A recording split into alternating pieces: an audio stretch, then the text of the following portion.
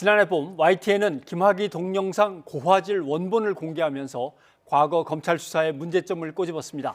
보도 직후 김 전 차관이 YTN에 5억 원을 배상하라며 민사소송을 제기했는데요. 최근 법원 판결이 확정됐습니다. 네, 그때 소송을 당했던 한동호 기자가 나와 있습니다. 이야기를 좀 나눠보겠습니다. 어서 오십시오.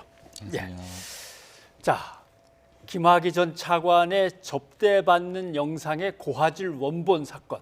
이 좀 오래돼서 한 1년 됐기 때문에 아마 기억 속에서 좀 가물가물하신 분들 계실 것 같아서 다시 한번 좀 사건을 정리를 해주시죠. 네, 1년 7개월 전인데요. 저희 지난해 4월쯤에 이제 YTN에서 김학의 동영상 이제 고화질 원본을 일부를 이제 공개를 했습니다. 예. 그 당시 공개하게 된 정황이 당시에는 이제 당시 경찰청장도 이 영상 속의 남성은 이제 김 전 차관이 맞다라고 이게 얘기를 하고 있었지만 그 전에 2014년 이제 검찰이 수사를 했을 때는 이 김 전 차관에 대해서 이제 불기소 처분을 내렸었거든요. 예. 그러니까 혐의가 충분하지 않아서 재판에 넘길 수 없다 이런 처분을 내렸었고 그래서 검찰에서 이제 법무부 검찰 과거사위원회가 있는데 거기에서 재수사를 해라 이렇게 권고를 하자 이제 검찰에서 3차 수사를 한 상황이었거든요. 예. 그래서 이 동영상을 두고 이게 김학의 전 차관이 나온 영상이 맞는지 아닌지에 대한 그 논란이 좀 분분했던 상황이었고 저희가 이제 기획팀에서 취재를 하면서 이 고화질 영상 원본을 이제 입수하게 돼서 이게 일부를 좀 공개를 했었는데요.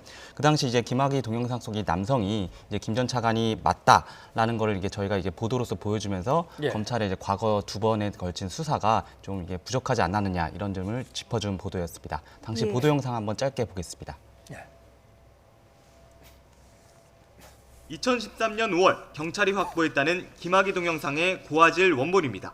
카메라가 위를 향하자 얼굴은 물론 무태안경까지 선명하게 보입니다. 기존에 공개됐던 휴대전화 촬영본과 같은 내용이지만 흐릿하지 않아서 얼굴을 쉽게 알아볼 수 있습니다. 예, 이 보도가 나가고 나서 김 전 차관이 입장문을 내고 법적 대응을 하겠다고 발표했는데요. 실제로 또 법적 대응이 이루어졌잖아요. 어떻게 진행됐습니까? 네, 이게 보도가 나간 직후에 이제 김학의 전 차관의 이제 변호사가 이제 기자실에 이제 입장문을 이렇게 뿌렸었는데요. 예. 그 입장문에 따르면은 이제 김 변호사는 이 영상에 대해서 아는 바가 이게 전혀 없다. 그리고 이 김 변호사의 가족들은 이 정체불명의 영상 때문에 많이 좀 고통을 받고 있고 이것 때문에 뭐 심각한 명예훼손이 해당하고 있고 즉시 이제 법적 조치를 취하겠다라고 이제 예고를 했었는데 뭐 실제로 취할지 안 취할지 저희도 알 수 없는 상황이었는데 예. 한 10여일 뒤에 이제 집으로 이제 소장이 날아오더라고요. 그래서 실제로 법적 대응을 이렇게 하겠다는 거를 이게 실제 행동으로 했었고요. 예. 이제 그 YTN 보도 때문에 이제 김학의 전 차관이 자신이 5억 원에 상당하는 이제 손해를 봤다라고 하면서 이게 배상하라는 소송을 냈습니다. 예. 그러면 판결 내용은 어떻게 됩니까? 판결은 이제 김 전 차관이 패소했습니다. 해서 네, 1심에서 이제 합의부에서 이제 3명의 재판관들이 이제 판단을 했었는데 이 쟁점은 이제 2개였었거든요. 하나는 이 김학의 동영상이 이게 원본이 맞느냐 안 맞느냐. 예. 그리고 두 번째는 저희 보도에서도 있었지만은 김학의 전 차관이 이 경찰 수사 당시에 검찰 수사 당시에 그때 산행을 했는지 안 했는지 이거에 대한 2가지 쟁점이 있었는데 뭐 이 원본에 대해서는 재판부가 명확하게 이게 얘기를 했었는데요. 일상적으로 디지털 동영상 파일 같은 경우에는 뭐 복사를 하게 되면은 화질을 저하시키지 않은 경우에는 이것도 원본으로 볼 수 있다라고 이제 판단을 했었고요. 예. 이 산행 같은 경우에도 뭐 원고가 이제 수사 중에 등산을 하였다는 사실의 적시로 이제 원고의 사회적 평가가 저하됐다고 단정하기 어렵다라고 판단을 하면서 이 김 전 차관의 청구를 다 기각했습니다.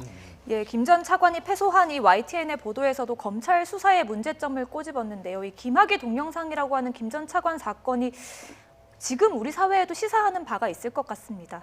네, 그렇습니다. 사실 검찰의 진짜 권력은 기소하는 게 아니라 불기소라고 저는 개인적으로 생각을 예. 하거든요. 예. 그러니까 뭔가 수사를 해서 혐의를 입증해서 재판에 넘기는 게 아니라 수사를 제대로 하지 않아서 혐의를 입증하지 않고 재판에 넘기지 않는 것.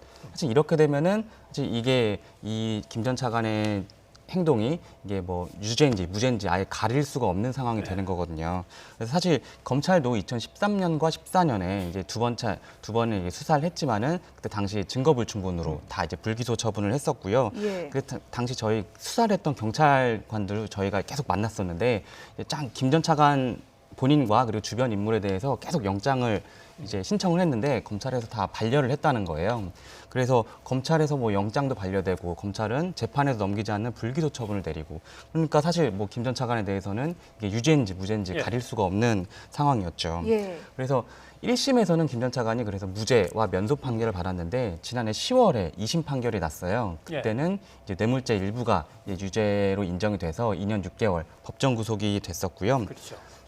사실 저희 같은 일반인들이 보기에는 사실 뭐 불기소였고 무죄였고 이런 사람이 지금은 지금 법정 구속된 피의자, 피고인으로 지금 된 상태라서 사실 뭐 되게 괴리가 있잖아요.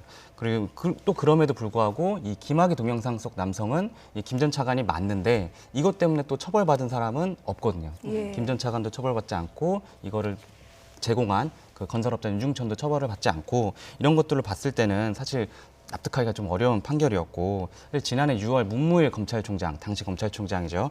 그때 검사로서 이때 당시 김학의 사건 수사할 때 책임을 다하지 못했다라고 하면서 이 김학의 사건 자체도 좀 부끄럽지만은 당시에 이 두 차례 수사에서 왜 이걸 밝혀내지 못했냐 이게 더 부끄럽다라고 이제 말을 했었거든요. 그래서 사실 저희도 이제 김 전 차관의 이제 3심 대법원의 판결이 아직 남아 있는 상태고 내년에 이제 검경 수사권 조정과 이제 공수처가 출범하고 나면은 지금처럼 검찰이 이제 자의적 권력을 해석하거나 자의적으로 좀 법을 해석하는 것들을 어떻게 좀 잘 못하지 않을까 싶은 차원에서 저희도 계속 유심히 지켜보고 있고요. 관련 내용이 나오면은 저희도 추가로 보도하겠습니다. 네. 예. 자기들끼리 봐주는 그래서 기소하지 않는 묻어두는 그런 검사들끼리의 카르텔이 있었다면 또 거기서 끝나지 않겠죠. 가까운 사람들의 범죄를 또 묻어둘 수도 있는 거고 주변 사람들 다 카르텔이 커질 수도 있으니까 아무튼 권력을 갖다 감시하는 YTN의 보도 기능은 계속 아무튼 추적을 해야 될 것 같습니다. 예, 수고했습니다. 고맙습니다.